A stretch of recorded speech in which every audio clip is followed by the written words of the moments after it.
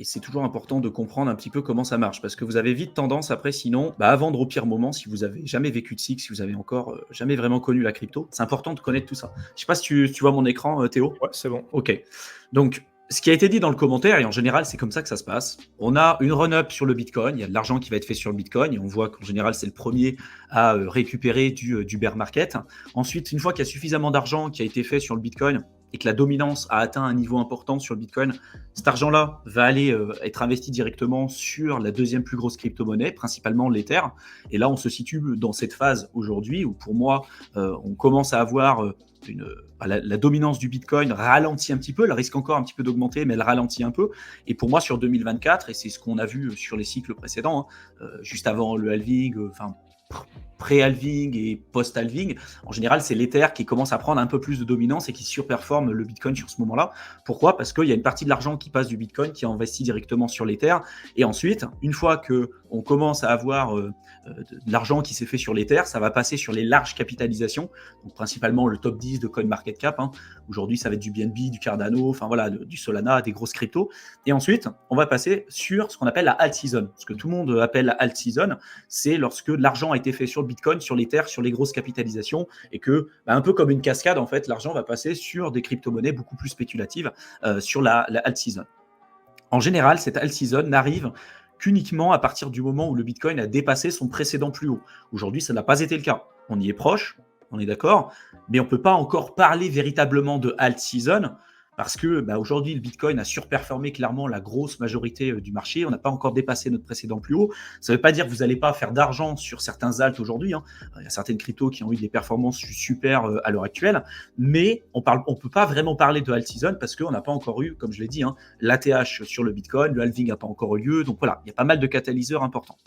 Le point de vigilance à avoir, surtout dans ces périodes-là, et moi c'est ce que je retiens aussi des cycles précédents, c'est d'aller chasser le pump, de se dire, tiens, il y a des trucs qui pumpent un peu de partout, moi j'ai une crypto-monnaie dans mon portefeuille, j'ai l'impression qu'il y a tout qui pump, sauf la crypto-monnaie que j'ai dans mon portefeuille. En général, qu'est-ce que font les gens ? Ils craquent. Ils vont vendre les actifs qui n'ont pas encore performé, quand bien même ils auraient fait leur analyse fondamentale, quand bien même ils auraient fait leur analyse on-chain et tout ce qu'on vous enseigne sur le programme crypto-investisseur principalement. Quand bien même vous auriez fait tout ça, il y a des personnes qui vont se dire « Ok, moi, j'investis sur ce projet et puis je vais faire du buy and hold ». Quand on voit que tout augmente autour de nous, sauf le projet qu'on a dans notre portefeuille, c'est là qu'on a beaucoup plus tendance à vendre finalement notre actif qui n'a pas encore eu le temps de performer parce qu'on considère qu'on est en alt season parce que tout augmente, alors que non.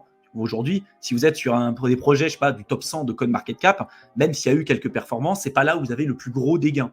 Et donc, si vous vendez votre actif aujourd'hui, alors que le Bitcoin n'a pas encore dépassé son ATH et que vous achetez des projets qui ont déjà fait un x10, x15, c'est comme ça que vous vous retrouvez dans une conformation que Théo vous a décrite un petit peu plus tôt, où vous vous retrouvez quelques mois, quelques années après en disant « Punaise, en fait, j'ai acheté le top de tous les projets que j'avais en portefeuille ».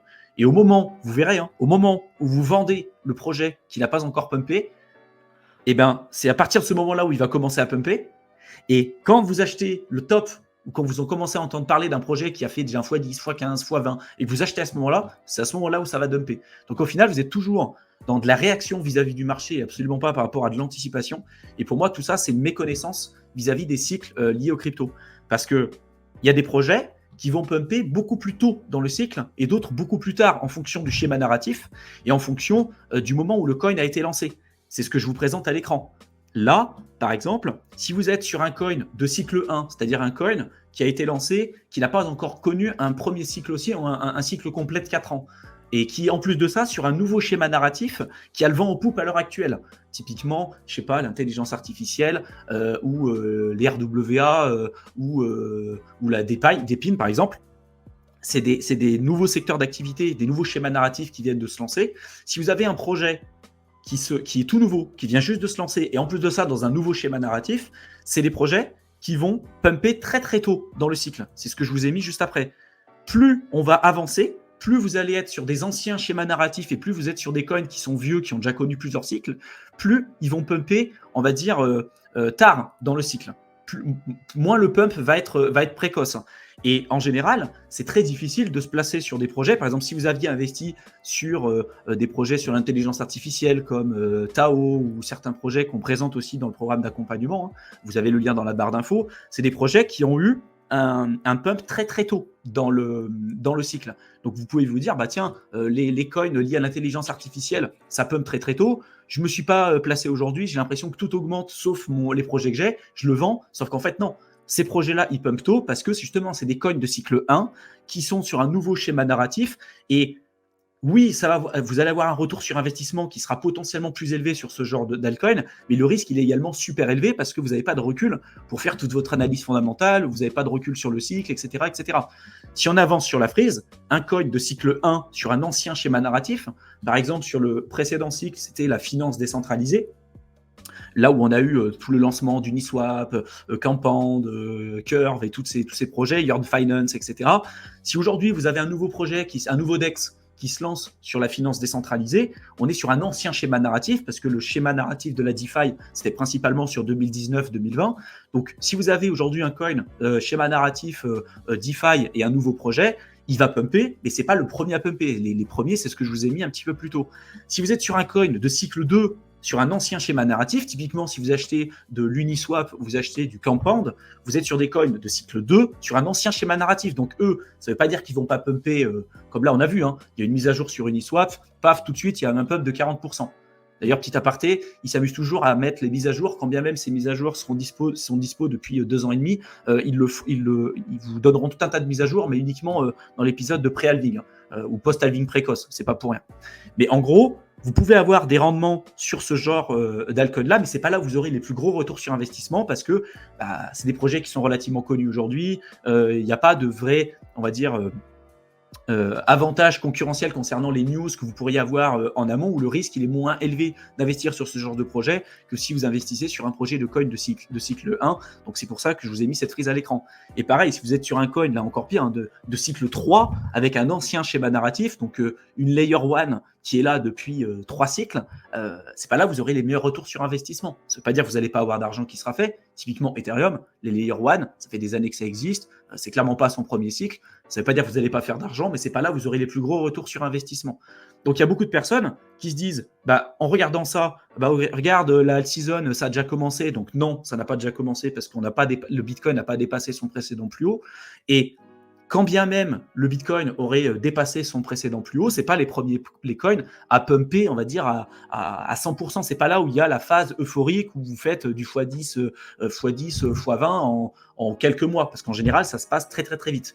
En quelques mois, vous pouvez faire des gains qui sont juste mirobolants. Sauf que si vous vendez trop tôt, parce que vous êtes sur un coin de cycle 3 ou de cycle 2, sur un ancien schéma narratif, et que vous regardez les coins de cycle 1 d'intelligence artificielle, et vous vous dites, eux, ils pumpent et le mien, ils pumpent pas, au final, c'est que vous n'avez pas compris concrètement comment ça marche, et que si vous aviez toutes ces connaissances-là, vous étiez capable de prendre du recul vis-à-vis de ce que je viens de vous expliquer, vous comprendrez que en réalité, c'est qu'une question de temps, parce que c'est de l'argent, c'est comme une cascade. L'argent passe du Bitcoin, va sur l'Ether, ensuite ça va aller sur les larges capitalisations, ensuite sur les mid-cap et sur les small-cap, et vous amusez pas après à re-rentrer par exemple sur des small-cap quand le projet il a déjà fait un x50, un x100. En alt-season, c'est pas en alt-season qu'on décide d'investir sur des projets sur des altcoins, hein.